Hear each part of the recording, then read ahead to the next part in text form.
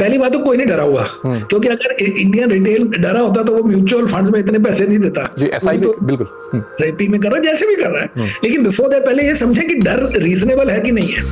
तो अगर आप लास्ट 20 साल का इंडियन मार्केट का रिटर्न देखें, निफ्टी का या 500 इंडेक्स का, तो जो लास्ट 3 साल का रिटर्न है वो लास्ट 20 साल के रिटर्न से लोअर है। Go back 20 years and see what is the index return। वो निफ्टी का निकलेगा प्लस माइनस 16% और 500 का थोड़ा से ज्यादा है, कोई आधा पौना %। मैंने तो 5-6 दिन पहले किया था ये। और अगर आप लास्ट 3 years का रिटर्न देखेंगे तो निफ्टी का रिटर्न है लेस देन 14% पर एनम, और 500 का जो रिटर्न है वो 20 साल के रिटर्न से कोई 0.5% पर एनम ज्यादा है।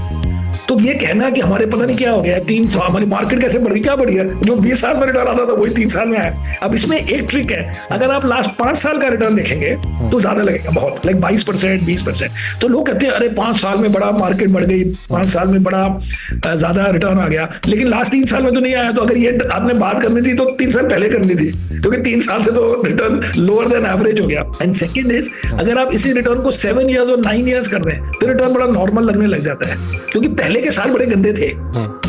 17 बड़ा गंदा था, 18 बड़ा गंदा था, तो अब वो 2 बड़े गंदे सालों के बाद 2-3 साल बहुत बढ़ गई मार्केट। आप लोग कहते हाय हाय क्या हो गया, कुछ नहीं हुआ मेरे हिसाब से, इट इज ओके। इसलिए मैं तो डरा नहीं ज्यादा, मैं तो नेगेटिव नहीं हुआ।